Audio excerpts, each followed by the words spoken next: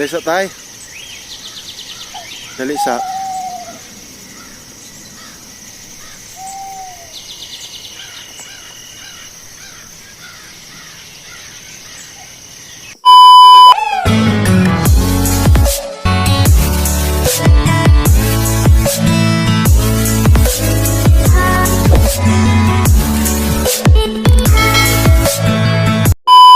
Hi guys! Welcome back again sa aking channel. So for this video guys, gusto ko ipakita sa inyo yung mga magagandang tanawin dito sa farm, sa dragon fruit farm. At saka guys, morning like this, yan ipakita ko sa inyo yung mga dragon fruit na sumisibol na tapos nang mag-bloom. Yan o, kita nyo po sa aking likuran.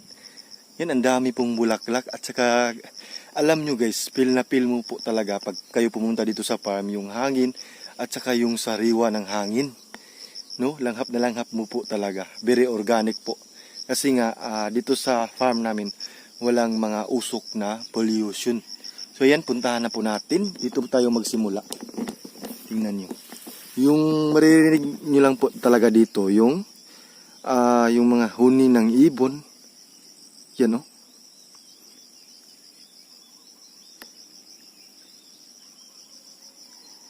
Grabe. So soon po, gagawin po namin tong tourist spot ng amo ko. So dito tayo. Yan. Tingnan nyo guys. Grabe. It's blessings. At saka yung mga bulaklak po talaga na sumisibol na.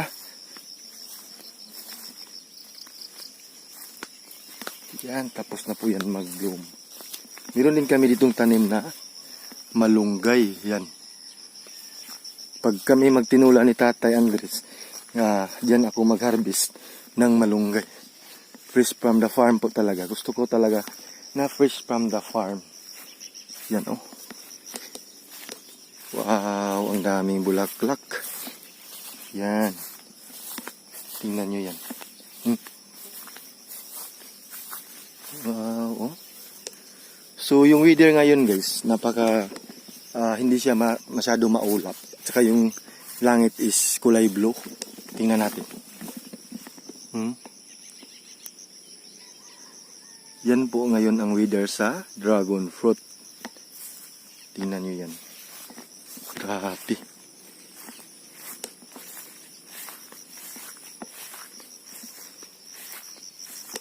Puro lahat may bulaklak. No? Tingnan nyo. It's amazing po talaga. Tsaka ang daming bulaklak. Tatapos na po silang mag-blooming. Good morning like this po talaga. Hashtag good morning like this. Tingnan nyo guys, grabe. So punta dahil tayo dun sa may magagandang views. Ipakita ko sa inyo. Yan oh. Wow. So yung iba guys, ganito. Ito naman yung not healthy yan. Ito yung healthy, kulay green. Tapos yung iba is tapos na silang mag-blooming. So, sa mga hindi pa nakaalam, no? So, yung dragon fruit po is once lang po sila mag-blooming. In the midnight po.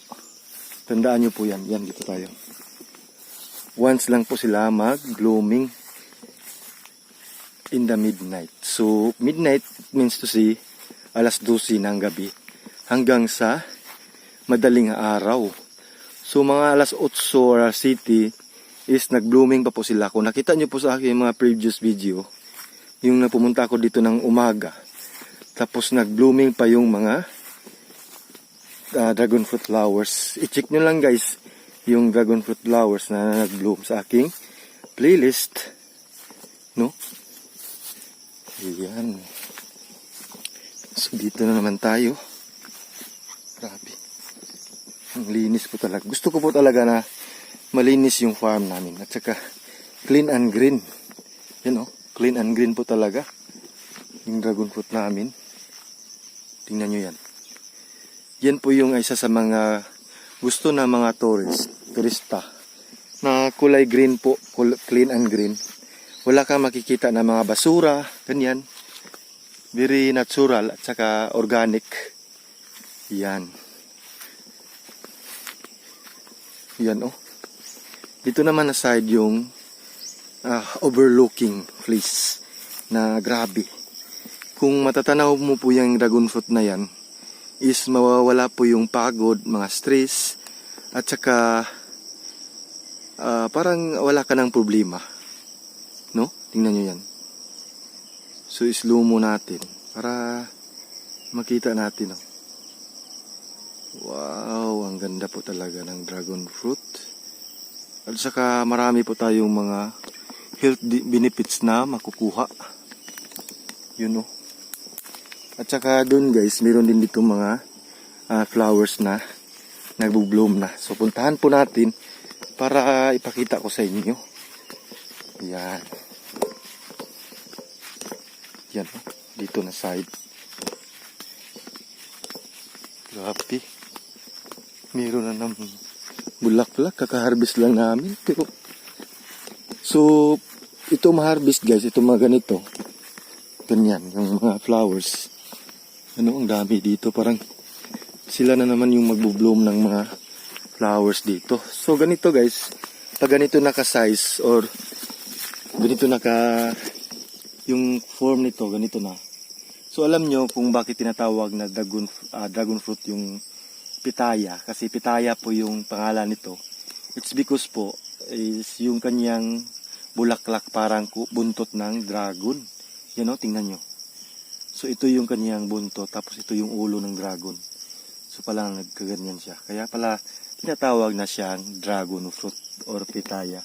At saka ito guys, tinatawagin itong hanaluluquin. Kasi nga namumulaklak tuwing gabi lang. Kaya tinatawag siyang hanaluluquin. Yan. Grabe, ang ganda po talaga. Tsaka yung weather dito ngayon is very shine. Shine talaga, no? Grabe. Nakaka-relax po talaga. So, punta na tayo doon. Yan. Oh, ito yung daanan namin. Clean na clean po talaga yan. Kasi gusto ko talaga na... So dito na side, hindi pa ako nakapagmawir. Yan o, kitang-kita niyo yan. Mamawirin ko pa yan. Pag hindi na ako busy dun sa ubos. Kasi yan, ang dami ko pang mamawirin dito. Yan o, yung mga kukok. Yung mga ibon lang yung maririnig mo talaga. Yan guys, oh, ang liit pa niya pero namumulaklak na siya. Ito yung sinasabi ko, no, na depende po talaga sa kung gaano kahaba yung dragon fruit ninyo. Yan oh. Maliit pa lang yan guys. Yan. Ganyan pa yung kahaba niya. Pero namumulaklak na siya.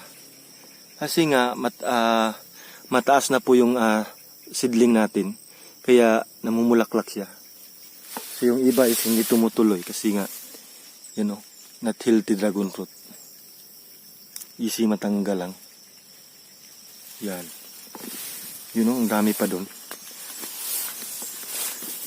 Yan, grabe. It's a happy day. Tingnan nyo. I hope hindi uulan kasi nga sunod-sunod po yung ulan dito, no? Grabe.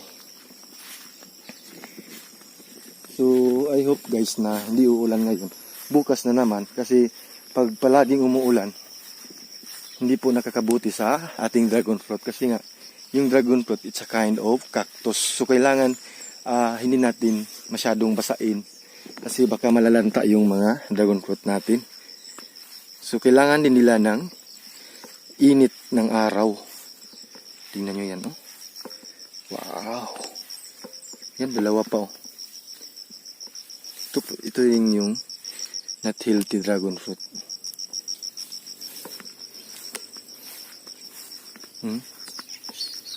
Wow.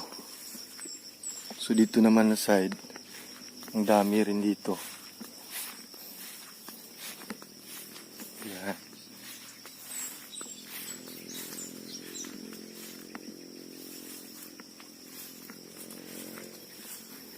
Puntahan natin si Tatay Andres kasi nandito si Tatay Andres, guys. Nandun naglakad si Tatay Andres. Nakita niyo yan si Tatay Andres, oh. Puntahan natin yan mamaya. Yan, so dito na naman tayo na spot. Gusto ko na ipakita sa inyo yung mga views talaga dito. So dito tayo magsimula. Tingnan nyo yan. Wow. Very natural po talaga yan. Until dito. Wow. Tingnan nyo yan. Yan. Ang maririnig ko lang dito, guys, alam nyo, mga ibon na umaawit. Mga kukuk, kurukutok, ganyan. Tukmo. Yan po yung maririnig natin. Yan, puntahan na po natin si Tatay Andres kasi nandito si Tatay Andres. Meron siyang ginagawa. So yung ginagawa ni Tatay is naghagpas ng mga damo sa dragon fruit.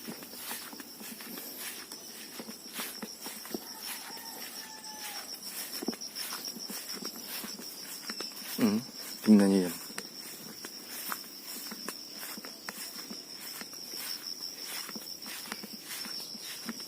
Tay? So meron palang ginagawa si Tatay Andres, guys. So mamaya na lang, no? Ayan. Ha? Oo. Ayan, guys, oh. Wow. Ito na yung ipapakita ko sa inyo, no? Yung maliit pa lang siya, pero nagbunga na. Bakit kaya, guys? Tingnan nyo yan. Yan. I hope tuloy-tuloy po ito siya. Kasi nga, baka mamalalanta or mamamatay siya. Pero I think parang tuloy-tuloy ito kasi yung kulay niya is green na green po. Yan, oh. Wow. So, healthy po kasi lagyan po namin ng mga organic na pampataba. Yan po. Yan lang po yung ginagawa namin. Lagyan ng pampataba ng fertilizer para mas healthy. Para tulong din sa kanya para tuloy-tuloy yung kanyang flower. Tapos magbabuds po at saka hanggang sa bumuo siya ng prutas. Yan, oh. Maliit pa lang yan pero may bunga na. May flowers na. Hindi pa siya naabutan ng 2 years. Kasi nga yung dragon fruit po is 2 years po talaga dapat siya mamunga. Pag 1 ka-roller yung kahaba yung itatanim ninyo. You know, meron naman dito mga not healthy dragon fruits. Wow. Ayan, guys, naipakita ko na sa inyo, no? Yung ating, ito naman yung ginagamit ni Tatay. Yung kanyang, you know, tubig. Kasi dito siya magbaid. Ito naman yung tubig nilagyan ng tubig. Tapos ito yung gloves niya. Tapos ito yung bairan. Yan, meron siyang bairan. Tapos yung kanyang sanggot na napakatalim o napakahait, oh.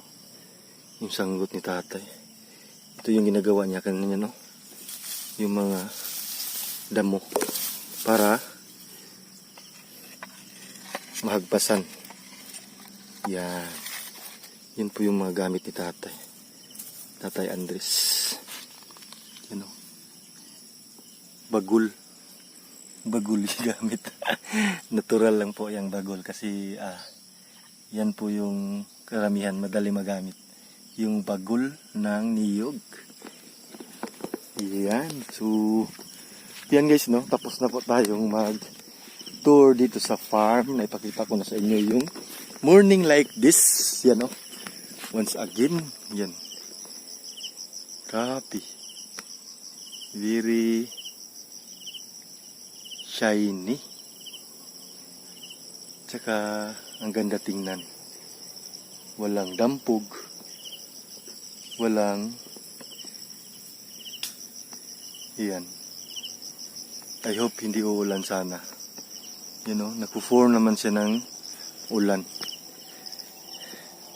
So yan guys, nandito na po si Tatay Andres. So yung ginagawa ni Tatay, baid na po siya sa kanyang maghashasa. Lang magharas ba? Oo, magharas. Magkuha ng mga damo. Labas na. Lalong. Ang kuwan tayo, kana to iputlan na siya tayo. Ay. Kani ba? Kailangan putulin to. Ano. Kani. Ibilin na ni usa tay. Oo. Yan o. Oo. Kana lang nastumoy. Di na makat diha na katay. Ay mo lang kung tuluan. Kaya mas ito na ba? Daan. Nagtulog. Nagtulog sa pulis. Nagmawir pa ko niya. Patawag man ko karon. Yan ang yung ginagawa ni Tata. Kanang ni madara. Malatan abot ni Oh. Madison. Ako na lang ang kuanon. Biyaan. Ako lang ang ano. Balikon. Publion ko na. Hindi ko gini ko yan. Basta na ano. Hinay ko tayo. Nang lagi mo diri lagi. Nas Tatay, nasa mo diri. Yan o si Pete o. Pete, anong ginagawa mo dyan Pete ha? Feeling ka lang Pete ha? Feeling ka ha? Kara ha? Pete! Ito na mga alaga namin no? Mga pagkabait. Wala diri si Kuan. Caramel. Si Caramel, asa si Caramel. So yung mga aso namin dito, puro mga brown. Kulay brown. 4 po ito. Yan o, 1, 2, 3. Alipit! Yan ginagawa ni Tatay guys. Anak. Balik anak. Naka-absorb na din ang mga kuwante ng mga kaya kanang kuwan ba nang alian gid siya. Ang bago ni kanang mo kay nililisan ba kini. Ang mga dagagmay mong panglisan. Basta mo kay ano, lisan ko. Pangilisan ko lagi ni iba, pangilisan ko ni. Ang kanang gagmay lagi. Okay. Pero di lang ako ito. No? Oo, pwede ra. Punuan man. Sige lag. Ang kati. Hindi na ko pwede lain ko ano. Sige lang ko ano ko. Lugar. Muray ko ano mo. Lain mga prutas na. Kabanay, nabong po. Lagi imong sanang ko ano. Kaya naman nagkablo. Ang saging na to eh. Lah. Ayun lagi na bunga. Hindi ko kay bulan. So punta natin yung saging namin. Kasi may bunga na pa. Hindi ko na malayan tay. Muna lakatan tayo no? So yan, ito yung saging na. Yan o. Lakatan ni tayo yung purma. Awa. Tingnan yan. Sa wakas, mayroon ng bunga yung lakatan namin. Yung saging namin guys, mayroon ng bunga. Lakatan. Yan po yung lakatan na saging. Ha? Oo. Wow. Sa wakas, namunga na guys. Kasi yung pagdating ko dito, marami sana itong saging dito sa farm. Pero ginagawa namin ito. Pero yun, kailangan po talaga putulin. So, ibili na namo or yan lang po yung natira. Tapos ngayon, after mga 3 years, yan, may bunga na. Oh, tag 50 kilo na, lakatan. May bunga dito. Yan guys, so maraming salamat po sa panonood. Keep safe always po and God bless. Bye-bye, ingat po kayo. Kuhaan to na ako dito eh. Bye-bye. Bye-bye kuno guys. Bye-bye. Bye-bye, ingat. Bye-bye, ingat na. See you in my next video po. Sa mga hindi pa po nakapag-subscribe at saka nag-follow sa aking Facebook at saka sa aking YouTube channel, yan, subscribe na niyo po ako at saka i-click niyo po yung bell para updated kayo sa mga videos, lifestyle, and all about dragon fruit. Thank you, ingat po kayo, bye-bye.